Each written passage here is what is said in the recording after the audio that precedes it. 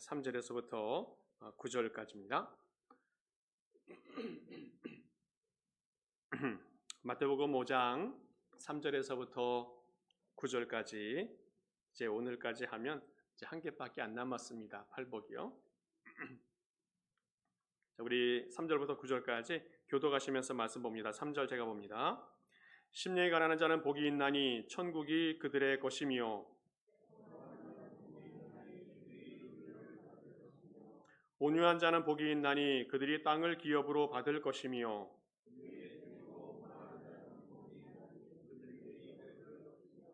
국률이 여기는 자는 복이 있나니 그들이 국률이 여김을 받을 것이며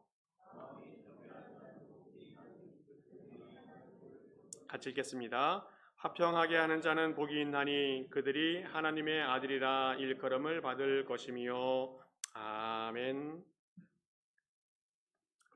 미국의 속담에 이런 말이 있답니다. 미국은 소송의 천국이다. 우리 개인 간에 또 법인 간에 수많은 문제가 발생을 하고 있습니다. 그래서 그 문제를 통해서 합의를 하고 또 의논을 해서 잘 의견이 존중되어지면 문제가 없는데 해결이 잘 안 되니까 이제 법정까지 가는 그런 문제가 발생이 되어집니다. 어찌 보면 소송이 되어지면 합리적으로 끝날 것 같아서 좋을 것 같기도 한데 너무나 많은 소송이 있다 보니까 혼란스러워지고 또 별로 큰 문제가 아니라고 생각했는데 법정까지 가게 되어지면 좀 두렵기도 한 그런 상황이 많이 발생되는 것 같아요. 1980년대에 17년 동안 미국의 연방 대법원장으로 있었던 워렌 버거라고 하는 사람이 이런 글을 썼습니다. 왜 사람들이 갈수록 소송을 더 많이 할까에 대해서 글을 썼습니다. 판사들이 너무너무 소송이 많아서 숨 쉴 틈이 없을 정도로 재판하느라고 바쁜데 해마다 점점점 소송 사건이 늘어나고 있다는 겁니다.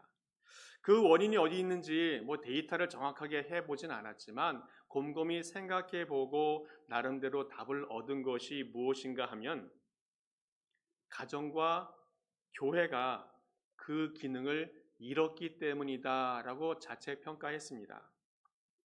가정과 교회가 그 기능을 잃었기 때문이다라고 17년 동안 대법원장으로 있었던 분이 스스로 평가를 했다는 겁니다.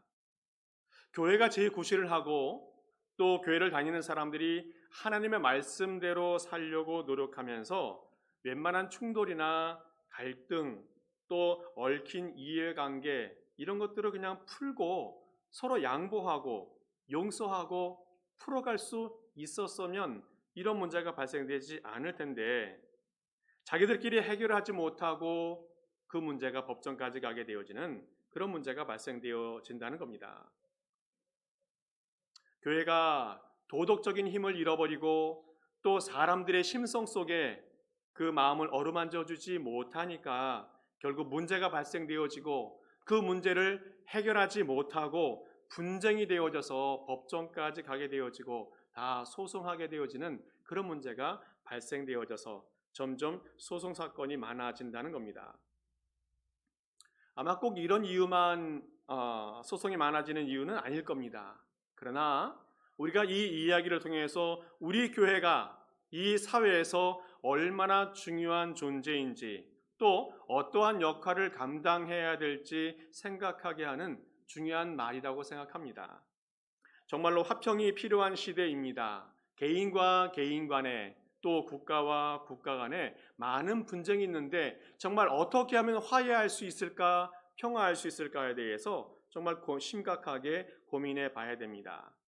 벌써 한 달이 넘도록 러시아가 우크라이나를 침범해서 전쟁 상태가 되어져 있는데 언제 끝날지 모릅니다. 또 앞으로 어떻게 전개될지 아무도 예측할 수가 없습니다. 주변 나라들이 아무리 말리고 또 협박을 해도 별 소용이 없는 것처럼 보여집니다. 또 얼마 전 한국에서는 새로운 대통령을 뽑아 놓았는데 기존의 대통령과 또 대통령 당선인이 얼마나 갈등과 또 분쟁을 일으키는지 거기도 답을 참 찾아보기 어려운 상황인 것 같습니다. 뿐만 아니라 많은 교회들도 또 많은 기관들도 많은 갈등과 분쟁이 있는 것이 오늘날의 현실입니다. 이런 시대에 우리 예수님께서 우리 교회에 우리 성도들에게 이 땅에서 어떻게 살아가야 할지에 대한 대안을 제시해 주셨는데 바로 그것이 화평케 하는 자라는 겁니다. 화평케 하는 자. 화평케 하는 자가 복이 있다. 그 사람이 하나님의 자녀라고 일컬음을 받게 될 것이다 라고 말씀하고 있습니다. 자, 그럼 먼저 화평이라는 것이 무엇인가에 대해서 좀 생각을 해봐야 될 것 같아요. 화평이라는 말이 헬라어에서는 신약 성경에서는 에이레네라고 말을 썼었는데 그 말을 구약 성경에서는 어떻게 표현하고 있냐면 우리가 잘 알고 있는 말 샬롬이라고 하는 말을 표현했어요. 그러니까 화평, 에이레네, 샬롬 다 같은 말입니다. 그래서 오늘 제가 설교할 때에 화평, 평안, 평강, 또 평화 뭐 이런 용어들을 다양하게 쓸 건데 그 용어들이 다 같은 말이라는 것을 염두에 두고 들으시면 될 것 같습니다. 먼저 샬롬이라는 말은 평화라는 의미가 그 가운데 담겨져 있습니다. 외부적인 측면에서 내가 살아가고 있는 이 현실 속에서 가정과 사회와 국가가 언제나 평화롭기를 원하는 마음, 그것이 이 샬롬이라는 말입니다. 그래서 사도 바울이 디모데에게 권면할 때에 이 평화를 위해서 임금들과 높은 지위에 있는 사람들에게 위해서 기도하라고 권면해 주고 있습니다. 그 이유가 뭐냐면 외부적인 조건들이 충족되어져야 신앙인들이 경건 생활하는데 문제가 생기지 않는다는 겁니다. 과거 로마 정부로부터 또 많은 지도자들로부터 또 많은 정치 지도자들 때문에 얼마나 교회가 많은 핍박과 어려움을 당했는지 알 수 없습니다. 또 얼마나 많은 오해가 있었는지 알 수 없습니다. 국가와 사회가 안정이 되어져 있어야 교회도 평안하게 신앙생활할 수 있다는 것을 보여주고 있습니다. 또 하나 샬롬이라는 것은 평강이라는 뜻이 있는데 이 평강이라는 것은 내적인 평화를 이야기합니다. 외적으로는 평화를 샬롬이라고 말하지만 내적인 평강도 필요하다는 거예요. 외부적으로는 좀 문제가 있을 수 있습니다. 평화롭지 못한 상황이 발생할 수 있습니다. 그러나 우리 주님께서 내 마음을 붙잡아 주시어서 나에게 내적인 평강을 주신다면 우리는 평화를 누릴 수 있다는 거예요. 요한복음 14장 말씀 보게 되어지면 예수님께서 이렇게 말씀하십니다. 평안을 너희에게 끼치노니 곧 나의 평안을 너희에게 주노라. 내가 너희에게 주는 것은 온 세상이 주는 것과 같이 아니하니라. 너희는 마음에 근심하지도 말고 두려워하지도 말라 말씀하고 있습니다. 우리 주님께서 내적인 평강을 우리에게 허락해 주신다는 겁니다. 이 성경 바로 앞에 보면 예수님께서 앞으로 어떤 일이 벌어질지 예고해 주고 있는데 예수님이 앞으로 종교 지도자들에게 또 정치 지도자들에게 붙잡힌다, 또 고난을 받는다, 또 십자가를 진다는 것에 대해서 예고를 해 주었더니 제자들이 근심에 빠졌습니다. 그때 예수님께서 오늘 말씀을 해주시는 겁니다. 걱정하지 말아라. 주님이 너희에게 평강을 준다. 절대적인 평강입니다. 외적인 문제가 있고 어려움이 있고 핍박이 있을지라도 우리 주님께서 우리 심령 속에 평강을 주시면 그 사람은 평강을 누리며 살아갈 수 있다는 겁니다. 또 하나 샬롬이라는 의미는 정의라고 의미하고 있습니다. 이 세상은 불의가 많이 있습니다. 그래서 정의가 정말 충만한 곳이 되어야 되는데 오늘 샬롬이라는 말이 바로 그 말입니다. 아모스의 아주 유명한 말씀이 있습니다. 오직 정의를 물같이 공의를 마르지 않는 강같이 흐르게 할지어다. 오늘날 정말 불의가 충만한 만연되어져 있는 이 시대 속에 정말 꼭 필요한 말씀이 아닌가 싶습니다. 세상은 몰라도 교회 안에서만큼은 하나님의 공의가 바로 세워져 있어야 됩니다. 이곳은 하나님이 다스리시는 곳이고 하나님이 지배하시는 곳이고 하나님의 말씀과 하나님의 은혜가 넘치는 자리이기 때문에 교회만은 하나님의 공의와 정의가 가득 차 있어야 된다. 그래야 하나님의 평강이 넘치는 삶이 되어진다 말씀하고 있습니다. 뿐만 아니라 샬롬은 질서를 의미합니다. 오늘날 가정과 사회에 질서가 많이 무너진 것 같습니다. 가정에서도 남편과 아내 사이에 또 부모와 자녀 사이에 질서가 많이 흐트러진 것 같습니다. 또 사회에서도 나이가 많은 사람이나 적은 사람의 질서가 깨어지게 되어지고 또 인종 간에도 많은 관계와 또 갈등들이 생기는 거 보면서 질서가 많이 망가졌구나 하는 생각이 들어집니다. 또 운전할 때 보면 운전하는 경우 교통사고가 많이 일어나게 되어지는데 그 모든 이유는 운전자들이 질서를 지키지 않기 때문에 그래요. 법을 지키지 않기 때문에 그렇다는 겁니다. 술을 마시고 운전을 한다든지 또 신호를 무시한다든지 또 자기 마음대로 운전을 하면서 사고를 내는 경우들이 많이 있어서 이 질서가 지켜지는 것을 샬롬이라고 말합니다. 또 마지막으로 샬롬이라는 것은 조화라는 뜻이 있습니다. 조화. 잘 살펴보면 사람들끼리 분쟁이 생겼는데 맞고 틀린 문제가 아닐 경우도 많이 있습니다. 사람들의 이야기를 들어보면 이 사람 말하면 이 사람 말 옳고 또 저 사람 말 들어보면 그 사람 말이 또 옳아요. 틀린 것이 아니고 다른 건데 그 다른 것 때문에 분쟁이 생기고 오해가 생기고 갈등이 생기는 경우가 많이 있다는 겁니다. 무슨 문제입니까? 조화가 문제가 되어졌다는 거예요. 스타일이 다르고 성격이 다르고 입장이 다르고 생각이 다르다 보니까 틀림의 문제가 아니라 다름의 문제 때문에 평화가 깨지는 경우들도 종종 있다는 겁니다. 우리는 사람 관계 속에서 서로의 부족함을 채워주고 협력하고 조화를 이루어갈 때에 그게 평화가 되어질 수 있다 말하고 있습니다. 예수님은 우리에게 이런 사람이 되라 말씀하고 있어요. 이런 사람이 되라. 오늘 성경에서 이야기할 때에 이 평화라고 할 때 소극적으로 많은 사람이 이렇게 생각해요. 갈등이 없는 것, 다툼이 없는 것, 그 다음에 전쟁이 없는 것, 이것을 평화라고 이야기하는데 잘 생각해보면 이것은 온전한 평화가 아니라는 겁니다. 갈등이나 다툼이나 전쟁이나 문제가 없는 곳을 정말 정확하게 잘 찾아보면 확실한 곳이 하나 있습니다. 그것이 어디냐면 공동묘지예요. 거기는 다툼이 없습니다. 갈등이 없습니다. 고요합니다. 아무 문제가 없습니다. 거기는 정말 아무것도 문제가 없어요. 그런데 그거는 평화가 아니라는 거예요. 지금은 아무런 문제가 없는 것처럼 보여지지만 언제든 문제가 생길 여지가 있는 휴전 상태이고 휴화산 상태라고 말할 수 있습니다. 우리가 살아가고 있는 세상은 언제든지 전쟁이 일어날 수 있고 갈등이나 분쟁이 생길 수 있는 그런 상태를 살아가고 있다는 겁니다. 오늘 성경에서 이런 불안한 세상을 살아가는 우리들에게 주님께서 말씀하십니다. 화평케 하는 자가 되어라. 화평케 하는 자가 되어라. 오늘 말씀을 잘 이해해야 됩니다. 화평케 하는 자는 어떤 사람인가 하면 화평을 누리는 사람이 아니라 화평을 만들어가는 사람이 되어져야 한다는 겁니다. 우리 인간적인 입장에서는 화평을 누리고 싶은 것이 우리 인간의 욕심입니다.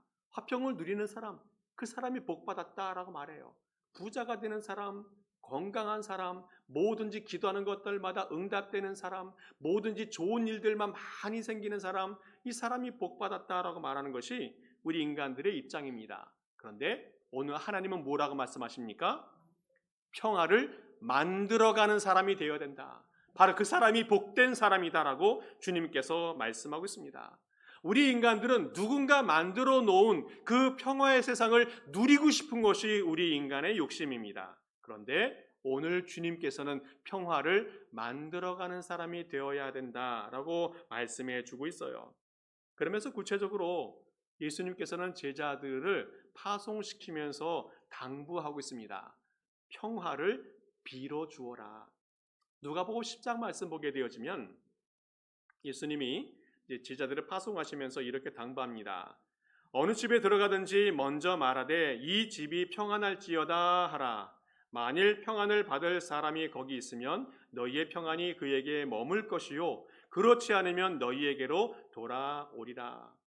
중요한 것은 예수님의 이름으로 가정마다, 사회마다, 국가마다 평화를 빌어 주어야 한다는 겁니다. 제자들의 이름이나 제자들의 능력이 아니라 예수님의 이름으로 평화를 빌어 주어야 된다는 겁니다. 제자들 어떻습니까? 아무런 능력도 권리도 없는 사람입니다. 우리와 똑같은 성정을 갖고 있는 사람들이에요. 욕심도 많고 갈등도 많고 어쩔 때는 분쟁도 일으키고 권력 다툼도 했던 사람들이 이런 사람들입니다. 그런데 예수님이 이들에게 사명을 주고 보냈어요. 그래서 이들은 예수님의 이름으로 어디를 가든지 평화를 선포하는, 평화를 빌어주는 그런 사람들이 되어졌다는 겁니다. 왜 예수님의 이름으로 평화를 빌어야 되는가? 이 세상에 완벽한 평화를 이룬 분이 바로 예수 그리스도이기 때문에 그렇다는 겁니다. 예수님이 여러 가지 별명들이 있는데 그 중에 하나가 평화의 왕입니다. 평화의 왕.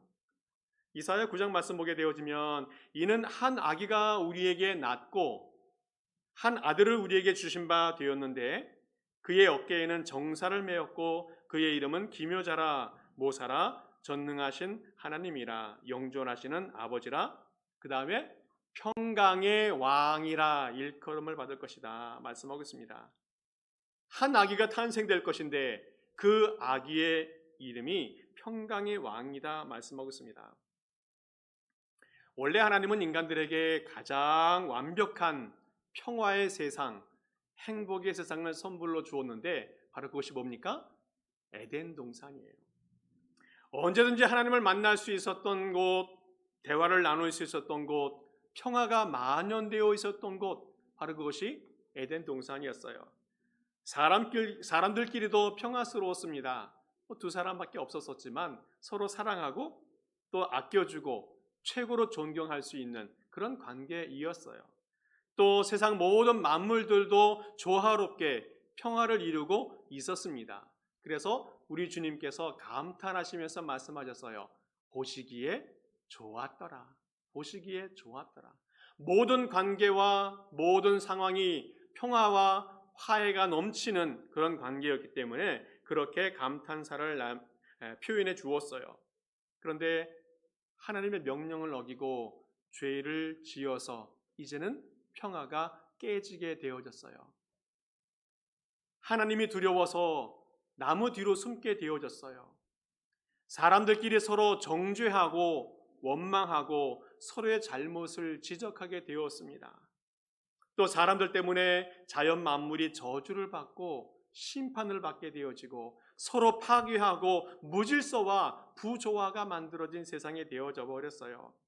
한 사람이 죄를 지었더니 이 때문에 온 세상이 불행하게 되어졌다는 겁니다. 이것을 해결하기 위해서 한 아기가 탄생되어졌는데 그 아기가 예수 그리스도이고 그 예수 그리스도가 평강의 왕이다 말씀하고 있습니다. 하나님은 원래 계획하셨던 그 완벽한 평화를 이루기 위해서 예수 그리스도를 이 땅에 보내셨습니다. 그 예수 그리스도를 통해서 온 세상에 평강이 넘치는 세상이 될 수 있도록 주님께서 이끌어 주었어요. 그러면 어떤 방법으로 평강을 이뤘는가? 예수님이 화목제물이 되셨다는 겁니다. 화목제물. 요한일서 2장 말씀 보게 되어지면 너희 자녀들아 내가 이것을 너희에게 쓰면 너희로 죄를 범하지 않게 하려 함이라. 만일 누가 죄를 범하여도 아버지 앞에서 우리에게 대언자가 있으니 곧 의로우신 예수 그리스도시라. 그는 우리 죄를 위한 화목제물이니 우리만 위할 뿐 아니로 온 세상의 죄를 위함이니라. 우리 예수님께서 화목제물이 되었다는 겁니다. 화목하게 하기 위해서 제물이 필요한데 예수님께서 자신을 희생함을 통해서 남을 화해시키는 화목제물이 되어주셨다는 겁니다. 화목제물은 자신을 희생해서라도 남을 화해시키는 존재가 화목제물이라는 겁니다. 예수님은 그래서 자신의 권리를 포기하고 자신의 능력을 포기하고 자신의 생명까지도 포기하면서 화목제물이 되어주셨어요. 칼로 평화를 만들어낼 수가 없습니다. 미국이 얼마 전 큰 테러를 당한 후에 테러와의 전쟁을 선포하고 그 테러에 대해서 무력을 사용해서 그 문제를 해결하려고 했는데 점점 평화만 더 깨어져 가고 있는 것을 보게 되어집니다. 그 이후에 얼마나 많이 전쟁했습니까? 걸프전도 하고 아프가니스탄과 전쟁도 했습니다. 근데 그 결과는 그렇게 좋지 못했어요. 상대방을 무력으로 제압하는 것, 이것은 평화를 만들어낼 수 있는 방법이 아니라는 것을 증명하고 있다는 겁니다. 예수님은 자신을 희생해서 모든 관계를 회복시켜 주셨다는 겁니다. 예수님이 화목제물이 되어서 우리만 위할 뿐 아니라 온 세상의 죄를 위함이로 그렇게 화목제물이 되어 주셨어요. 또 골로새서 1장 말씀을 통해서는 그의 십자가의 피로 화평을 이루사 만물 곧 땅에 있는 것들이나 하늘에 있는 것들이 그로 말미암아 자기와 화목하게 되기를 기뻐하셨다 말씀하고 있습니다.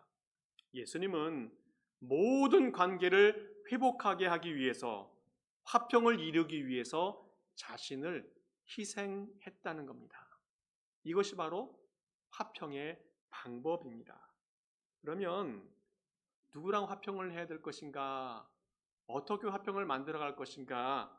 구체적인 말씀을 드려본다면 먼저는 하나님과 화평을 해야 됩니다. 예수 그리스도의 십자가를 믿어야 하나님과 화평할 수 있습니다. 나는 하나님 앞에 심판받을 만한 존재, 죄인인 것을 철저하게 회개하고 통회하고 가슴 아파하면서 하나님 앞에 나아가야 됩니다. 그리고 십자가로 인해서 우리가 구원받았음을 감사해야 됩니다. 십자가 외에는 다른 어떠한 소망이 없다는 것을 믿고 의지하는 사람이 되어야 됩니다. 그리고 이제는 하나님 앞에 철저히 복종하는 사람이 되어야 된다는 겁니다. 나의 의, 나의 자랑, 나의 생각을 다 내려놓고 하나님의 십자가 앞에, 예수님의 십자가 앞에 무릎을 꿇는 사람이 될 때에 하나님과 화평한 사람이 될 수 있다는 겁니다. 죄를 가지고는, 나의 의를 가지고는, 나의 생각과 나의 계획을 가지고는 주님 앞에 나갈 수도 없고 주님과 화평을 이룰 수도 없다는 겁니다.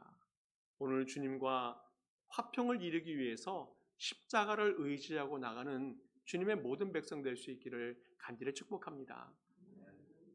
더 나아가서는 사람들과 화평을 해야 됩니다. 오늘 성경에서 예수님이 화목제물이 되었다는 말씀을 드렸는데 화목제는 좀 독특한 제사 방법이 있습니다.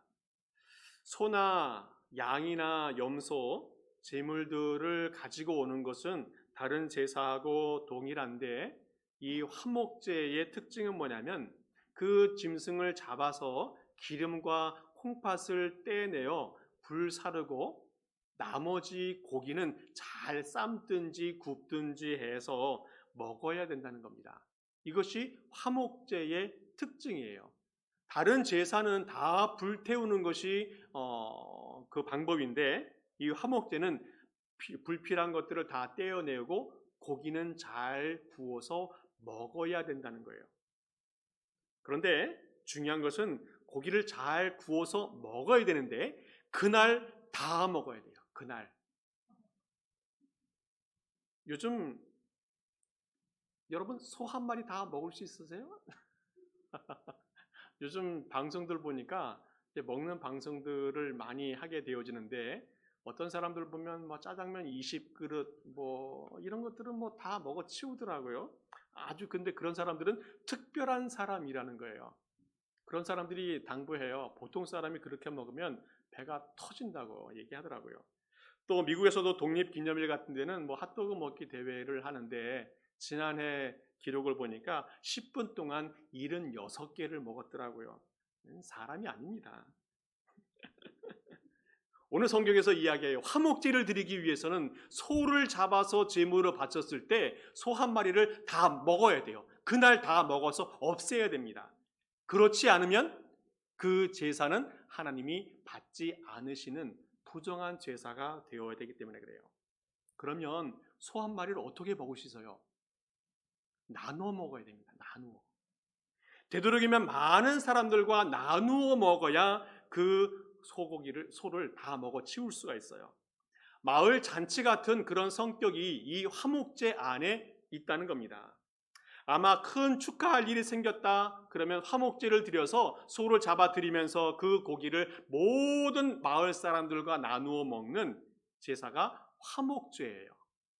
누군가 분쟁이 생기고 갈등이 생겨서 정말 어려운 상황에 처해 있는데 그때 하나님께 화목제를 드리고 그 남은 고기를 가지고 그 이웃을 초청해요. 그리고 함께 먹어요. 그리고 화해의 자리를 만들어냅니다. 음식을 나누어서 함께 먹는다는 것은 어그러진 관계를 회복할 수 있는 아주 좋은 기회라고 여겨집니다. 사람이 만난다는 것이 중요하고 또 사람이 함께 먹는 것이 그래서 중요하다는 거예요. 그래서 하나님께서는 여러 제사 중에서 화목제를 통해서 제사를 통해서 하나님과 화목하게도 하지만 제물을 나누어 먹음을 통해서 이웃과도 화목하게 되라고 주님께서 말씀해 주고 있어요.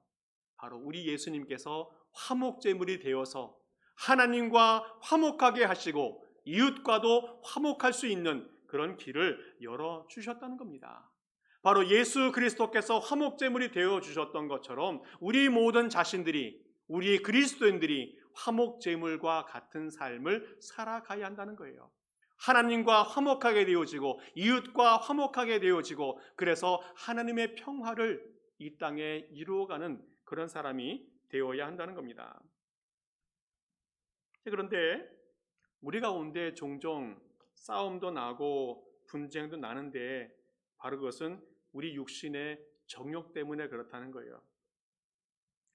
야고보서 4장 말씀 보게 되어지면 너희 중에 싸움이 어디로부터 다툼이 어디로부터 나느냐 너희 지체 중에서 싸우는 정욕으로부터 나는 것이 아니냐 싸우는 정욕 이것이 문제라는 겁니다. 더 많이 가지려는 욕심과 내 것을 더 많이 챙기고자 하는 이기심들 이런 것들이 분쟁의 이유가 될 수 있다는 겁니다. 이런 사람들이 어떻게 됩니까? 성경을 쭉 읽어보면 5절에는 하나님과 원수가 된다 그랬어요. 원수가 된다. 그러면 그 문제를 어떻게 해결하는가? 이 보면 그런즉 너희는 하나님께 복종할지어다. 마귀를 대적하라. 그리하면 너희를 피하리라. 하나님을 가까이 하라. 그리하면 너희를 가까이 하시리라. 죄인들아 손을 깨끗이 하라. 두 마음을 품은 자들아 마음을 성결하게 하라. 슬퍼하며 애통하며 울지어다. 너희 웃음을 애통으로 너희 즐거움을 근심으로 바꿀지어다. 우리 주님께서 내 속에 있는 정욕과 내 속에 있는 그 미움과 내 속에 있는 그 욕심들을 해결하기 위해서 하나님께 복종하라 말씀하고 있습니다. 하나님을 가까이 하라 말씀하고 있습니다. 너의 손을 씻으라 말씀하고 있고 너의 마음을 성결하게 하라 말씀하고 있습니다. 슬퍼하며 애통하며 울어야 한다고 말씀하고 있습니다. 웃음을 다 버리고 울어야 한다. 즐거움을 버리고 근심으로 바꿔야 된다 말씀하고 있습니다. 이런 과정을 거치면서 우리의 심령이 변화되어지고 예수 그리스도처럼 화목제물이 되어질 수 있다는 거예요. 우리의 삶의 모든 문제, 또 하나님과 이웃과의 모든 갈등의 문제 해결할 수 있는 방법은 오직 한 가지, 예수 그리스도예요.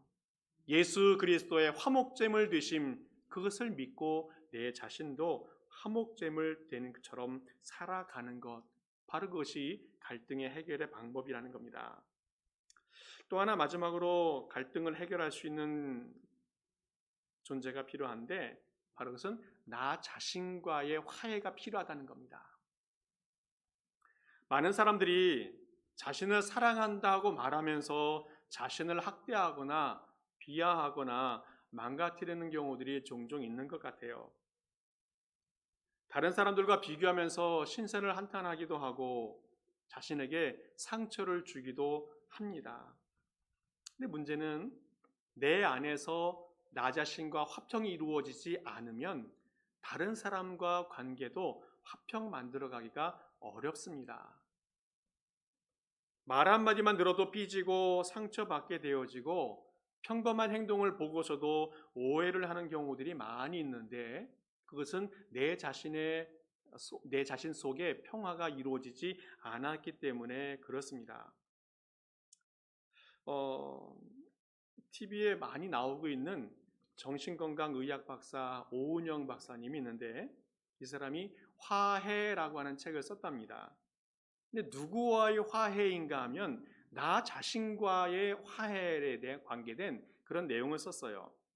거기서 한 가지 법칙을 세워 놓았는데 잠깐만 법칙입니다. 잠깐만 법칙. 뭐냐면 살아가다 보면 기분이 나빠지고 우울해지고 괴로워지고 또 마음이 좋지 않을 때가 있어요.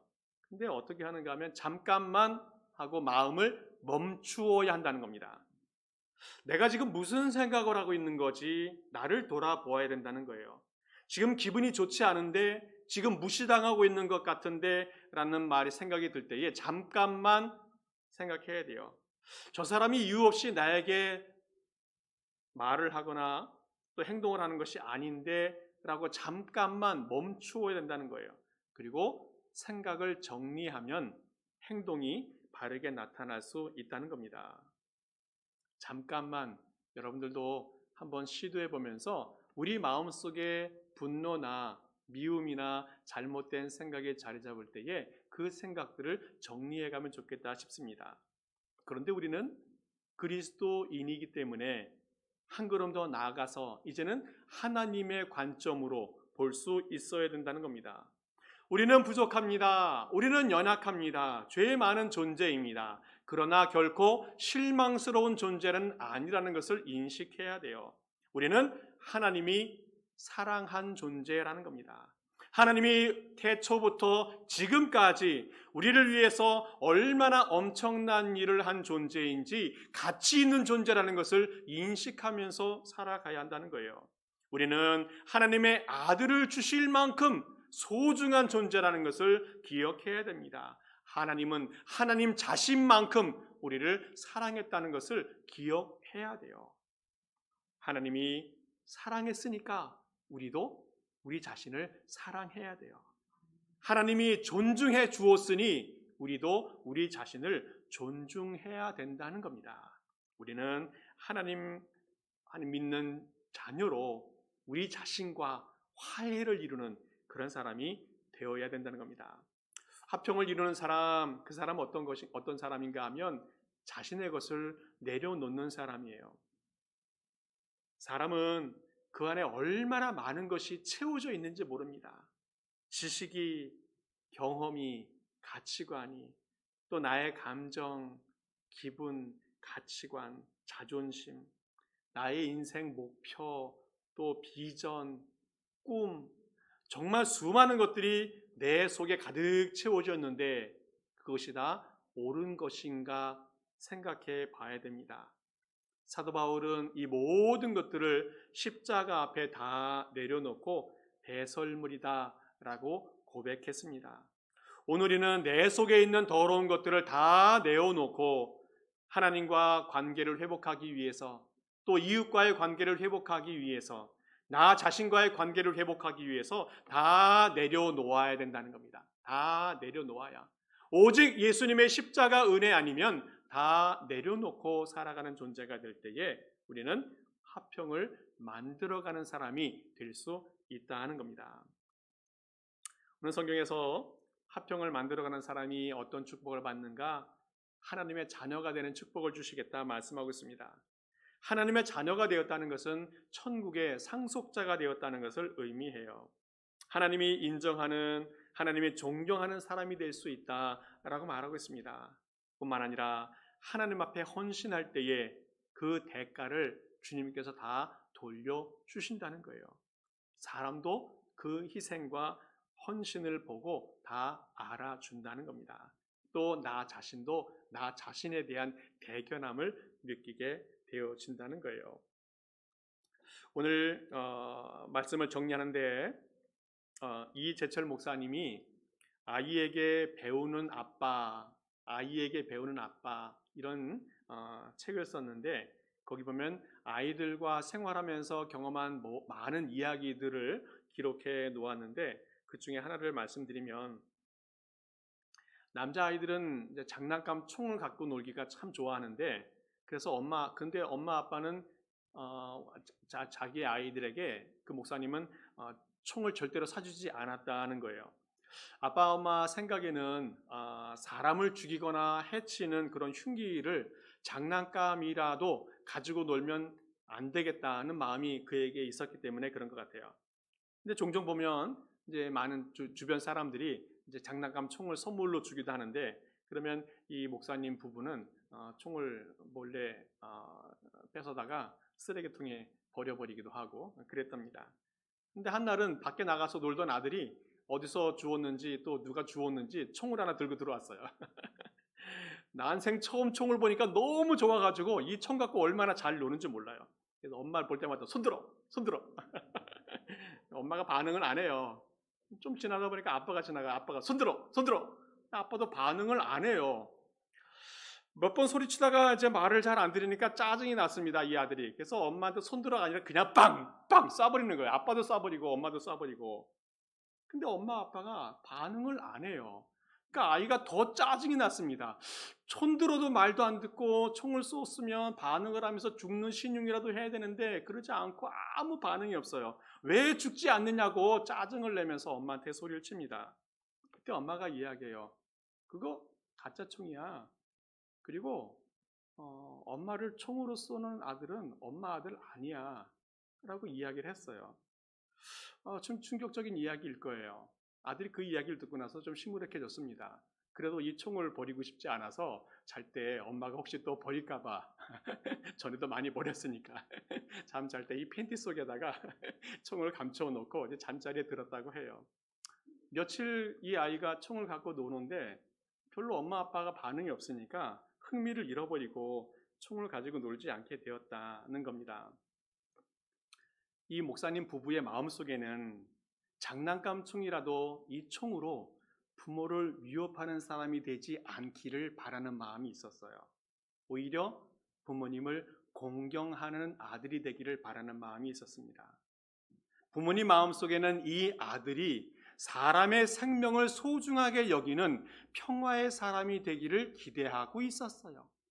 어디를 가든지 분쟁이나 다른 사람을 위협하는 것이 아니라 평화를 만들어내고 또 분쟁과 어려움이 있는 상황 속에서 그 문제를 해결해가는 사람이 되기를 그 부모님은 바라고 있었다는 겁니다. 우리 하나님도 마찬가지 아니겠습니까?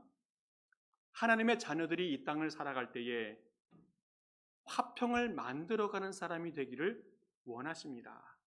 하나님의 자녀는 바로 이런 사람들입니다.